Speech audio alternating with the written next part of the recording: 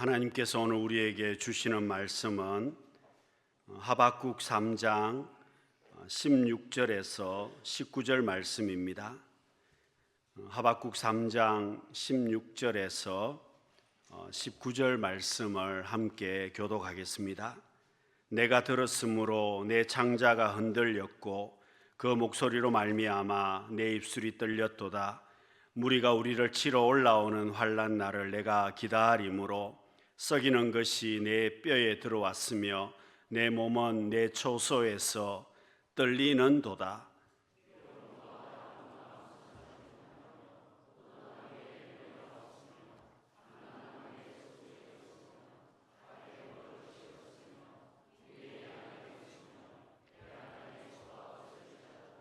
나는 여호와로 말미암아 즐거워하며 나의 구원의 하나님으로 말미암아 기뻐하리로다. 주 여호와는 나의 힘이시라. 나의 발을 사슴과 같게 하사 나를 나의 높은 곳으로 다니게 하시리로다. 이 노래는 지휘하는 사람을 위하여 내 수금에 맞춘 것이니라. 아멘. 독일 재무장관을 지낸 마르티 바덴이란 사람 이야기입니다. 이 사람이 젊은 시절에는 집이 굉장히 가난했습니다. 집이 가난해서 어려운 생활을 했다고 합니다. 그가 어느 날 지방으로 갔다가 아주 허름한 여관에 가서 하룻밤을 잠을 자게 되었습니다. 그런데 아침에 잠을 자고 일어났는데 아침에 자기 신발이 없어졌습니다. 여러분, 가난한 사람에게 신발이 없어졌다는 말은 심각한 일이었습니다. 여러분, 이 사람이 하나님 앞에 불평했습니다. 어떤 죽일 놈이 내 신발을 훔쳐갔냐? 하나님이 무심하기도 하시지 나같이 정말 가난한 사람의 신발을 도둑질하도록 내버려 두시나? 그렇게 불평을 하고 있었습니다. 아침에 여관 주인이 창고에서 헌 구두 하나를 이 바덴에게 주면서 같이 교회 가자고 이야기를 했습니다.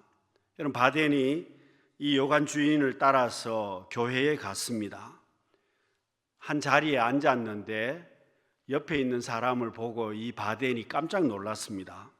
그 사람이 하나님 앞에 기도하고 있는데 그 사람의 모습을 보니까 두 다리가 없었습니다.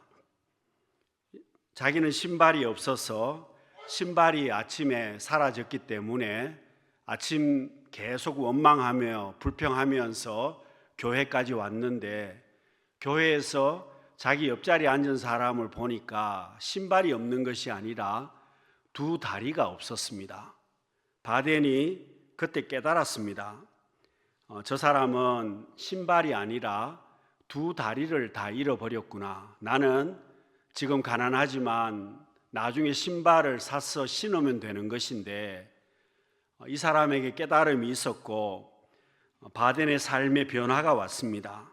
그는 상황에 따라서 감사하는 사람이 아니라 그의 나머지의 삶은 이래도 감사하고 저래도 감사하고 늘 감사하는 삶을 살았다고 합니다. 사랑하는 성도 여러분, 오늘 우리는 어떻습니까? 오늘 우리가 신발이 없어진 것 정도가 아니라 여러분, 오늘 우리는 하나님 앞에 건강하게 두 다리로 나와서 예배를 드리고 있습니다. 여러분, 혹시 우리의 삶 가운데 나는 몸이 좋지 않다고 불평하시는 분들도 계실 겁니다. 나는 지금 많이 아프다고 생각하시는 분들도 있습니다. 그런데 여러분, 몸은 아프지만 그래도 고칠 수 있지 않습니까?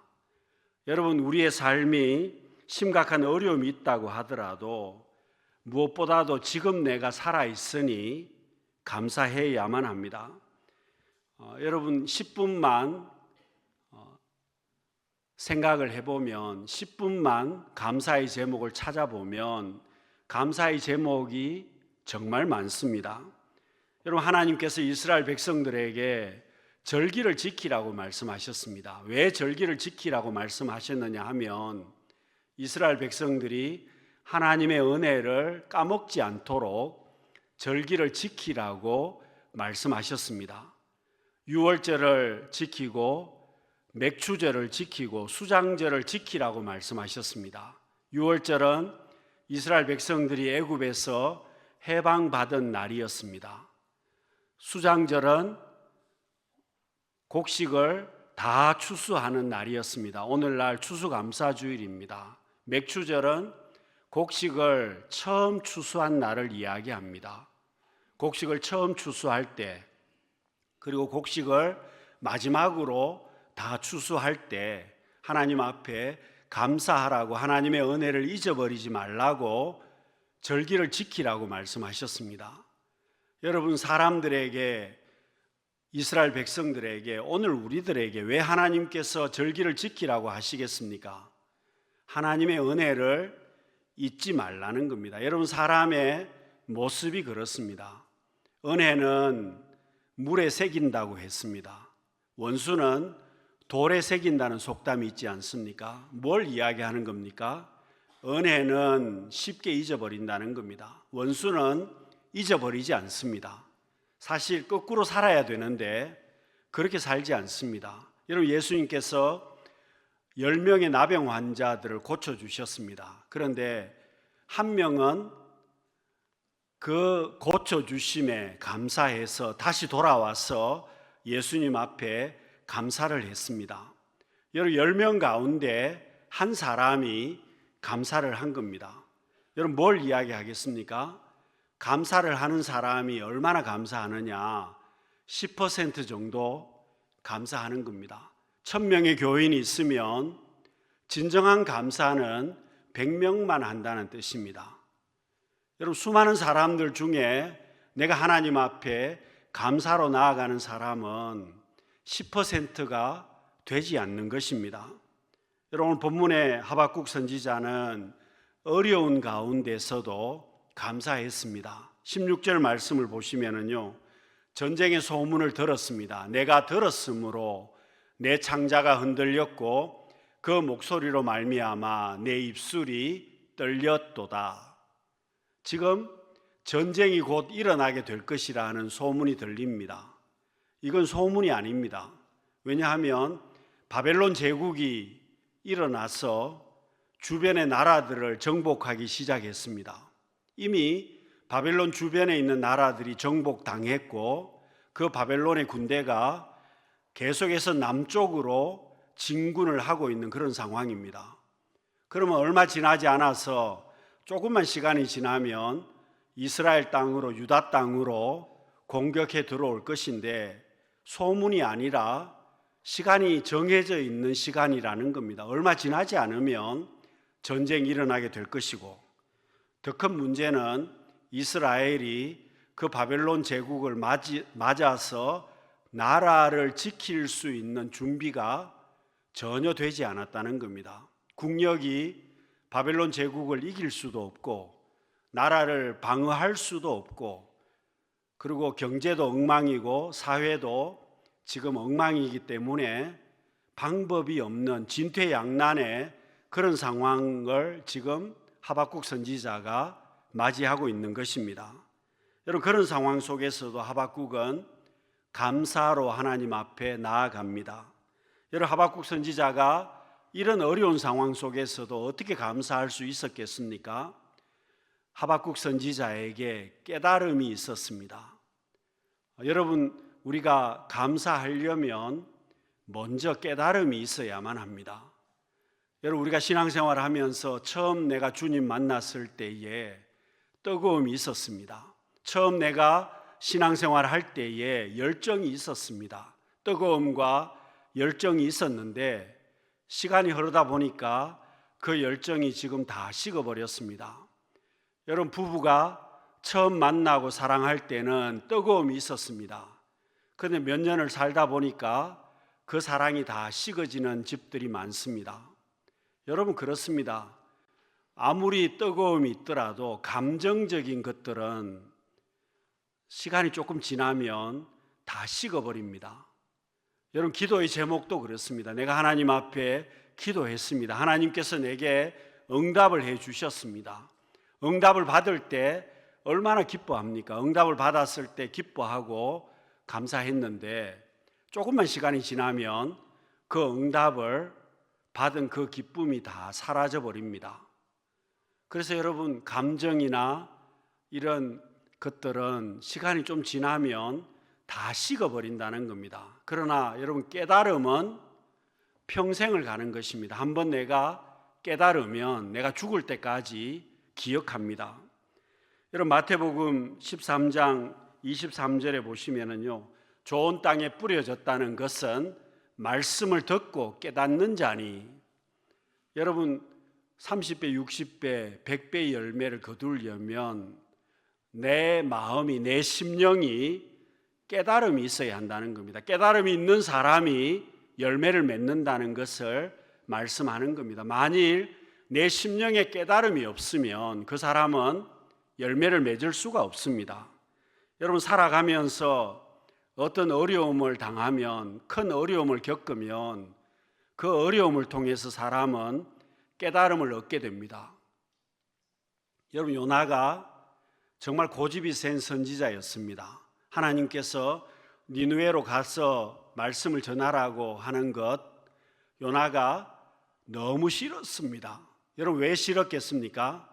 니느웨는 철천지 원수였습니다. 그런데 하나님께서 사랑의 하나님이시기 때문에 요나는 이미 답이 나와 있었습니다. 말씀을 전하면 하나님께서 니느웨 사람들을 그들이 회개하면 또 용서해 주실 것이고, 그러니 내가 니느웨로 절대로 가지 못한다는 것이었습니다. 그래서 여러분, 요나가 다시스로 도망을 갔습니다. 도망가다가 큰 풍랑을 만나게 되었습니다. 배가 부서질 정도로 큰 풍랑을 만났습니다. 그런데도 여러분, 요나가 눈도 깜짝하지 않습니다. 왜 그럴까요? 이미 죽음을 각오했기 때문에 그렇습니다. 그래도 여러분, 요나가 양심이 있어서 그 배에 탄 사람들에게 자기를 들어서 바다에 던지면 이 풍랑이 잠잠하게 될 것이다, 너희들은 살게 될 것이라는 겁니다. 여러분, 요나가 알고 있는 겁니다. 하나님께서 풍랑을 보내셨고, 내가 회개하면, 하나님의 말씀에 순종하면 하나님께서 용서해 주실 것이고 풍랑을 잔잔하게 해 주실 것을 요나는 알고 있습니다. 그런데 요나가 그 하나님의 말씀에 순종하기 싫습니다. 죽어도 내가 죽고 말겠다는 것이었습니다. 여러분, 요나가 고집이 대단한 사람이었습니다. 그런데 하나님께서 그 이후에 어떻게 되었습니까? 요나를 바다에 던졌더니 큰 물고기가 와서 요나를 삼켰습니다. 여러분, 요나서에 보시면 요나가 그 물고기 뱃속에 3일을 있었는데 마치 소울에 있는 것과 같았다고 고백을 했습니다. 여러분, 소울은 지옥을 이야기하는 겁니다. 요나가 얼마나 힘이 들었으면 물고기 뱃속에 있는 3일이 자기는 지옥과도 같은 시간이었다는 겁니다. 여러분, 요나가 그렇게 고집센 요나가 물고기 뱃속에서 깨달음을 얻었습니다. 물고기 뱃속에서 깨닫고 회개했습니다. 여러분, 그렇습니다. 우리가 힘든 시간이 오면 사람들은 깨닫게 됩니다. 힘든 시간이 생기면 내가 깨달음을 얻을 수 있게 됩니다. 그런데 여러분, 정말 어리석은 사람은 어떤 사람이겠습니까? 죽을 고생을 하고 힘든 시간을 보냈는데도 내가 왜 이렇게 고생을 하는지, 내가 왜 이렇게 어려운 시간을 보내는지 깨닫지 못하는 사람은 정말 어리석은 사람이라는 겁니다. 여러분, 힘든 시간을 보내더라도 깨닫는 사람, 어려운 시간을 보내더라도 깨닫는 사람은 그 시간이 헛된 시간이 아닙니다. 좀 시간이 지나면 하나님께서 복을 주실 것이고, 깨달음이 있으면 그 깨달음을 통해서 하나님께서 축복의 디딤돌을 주셔서 회복할 수 있도록 은혜를 주신다는 겁니다. 여러분, 무엇보다도 깨달음이 있어야 내가 감사할 수 있습니다. 어떤 사람이 감사하겠습니까? 깨달음이 있는 사람이 감사합니다. 여러분, 감사란 내가 구원받은 것을 깨달아야 합니다. 하나님의 자녀된 것을 깨달아야 합니다. 여러분, 하나님 앞에, 사람들 앞에 미안함과 부족함이 있어야, 그 깨달음이 있어야 감사할 수 있다는 겁니다. 사랑하는 성도 여러분, 하나님의 사랑을 깨닫고 지금까지 하나님께서 나를 인도해 주신 그 하나님의 사랑을 깨닫고 감사로 살아갈 수 있는 우리 성도님들이 다 되시기를 바랍니다. 여러분, 하박국이 감사할 수 있는 것은 지금 내가 어렵지만 하나님께서 보상하시고 심판하실 것을 알았기 때문이었습니다. 여러분, 현실의 삶을 보면 이해되지 않는 일들이 정말 많습니다. 현재의 삶을 보면 악인들이 잘 되고 착한 사람들, 선한 사람들이 고통을 당할 때가 많습니다. 여러분, 사기치는 사람들이 잘 살고 정직하게 사는 사람들이 어려움을 당할 때도 많습니다. 여러분, 우리가 생각하기에는 거꾸로 돼야 정상인데 현실의 삶은 정반대가 되는 경우가 많다는 겁니다. 여러분, 하박국 선지자가 너무 답답해서 하나님 앞에 질문했습니다. 하나님 앞에 질문했더니 하나님께서 답을 주셨습니다. 악인들은 때가 되면 하나님께서 심판하실 것이고 현실의 삶이 어렵고 힘들더라도 의인들은 믿음으로 살아야 된다라고 응답을 받게 됩니다. 하박국 2장 3절과 4절 말씀 우리 같이 한번 읽어보겠습니다. 이 묵시는 정한 때가 있나니 그 종말이 속히 이르겠고 결코 거짓되지 아니하리라. 비록 더딜지라도 기다리라. 지체되지 않고 반드시 응하리라. 교만하여 그 속에 정직하지 못하나 의인은 그의 믿음으로 말미암아 살리라. 여러분, 하박국 선지자가 부조리한 세상을 보면서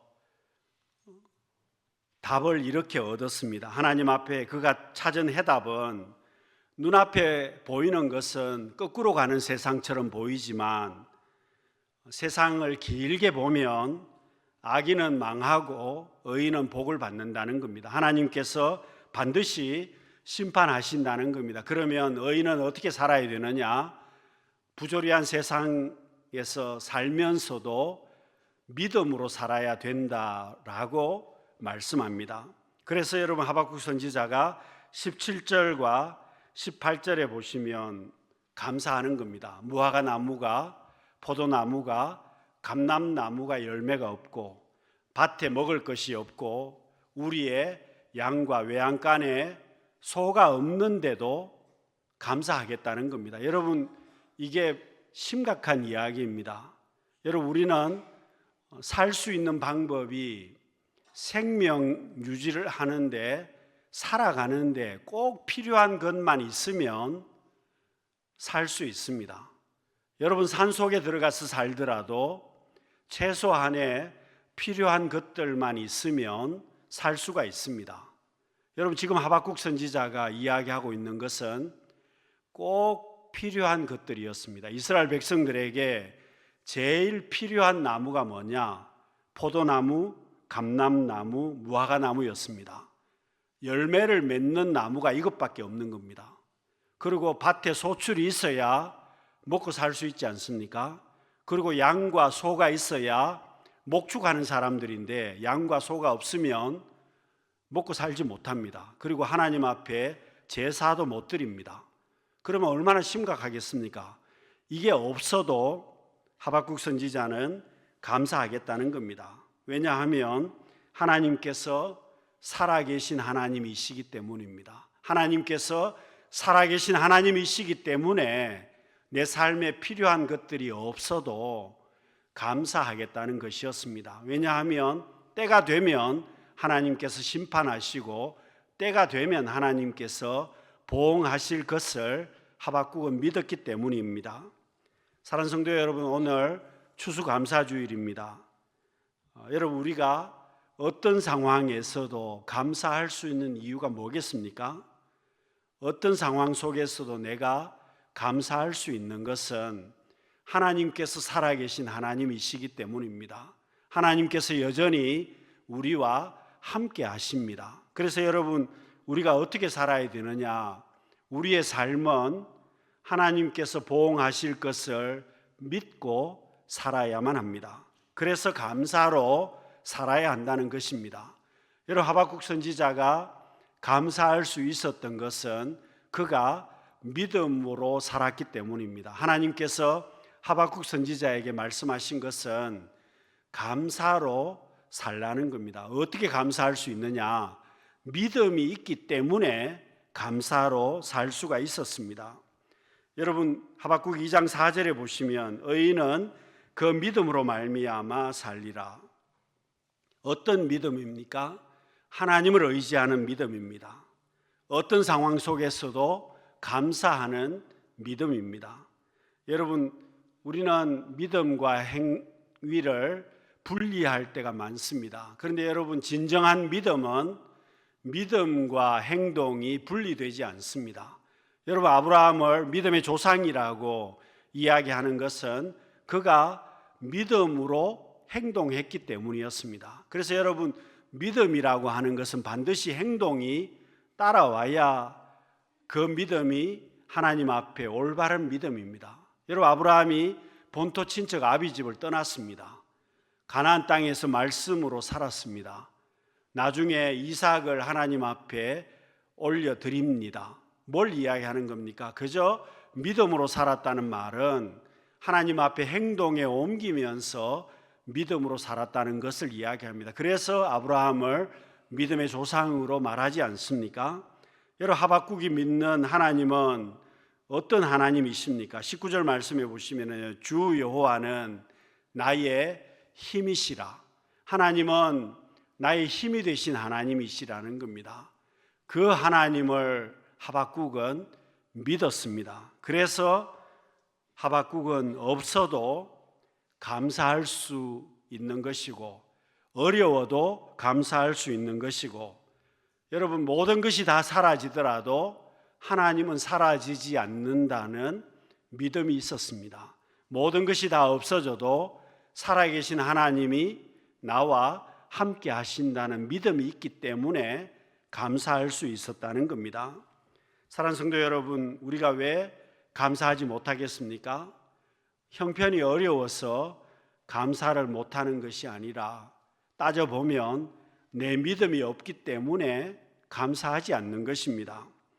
여러분, 오늘 우리의 삶은 감사하는 것만큼 복 있는 삶을 살 수 있습니다. 감사하는 것만큼 행복한 삶을 살 수 있습니다. 그래서 여러분, 행복의 분량은 감사의 분량이라고 말하지 않습니까? 감사하는 것만큼 행복하다는 겁니다.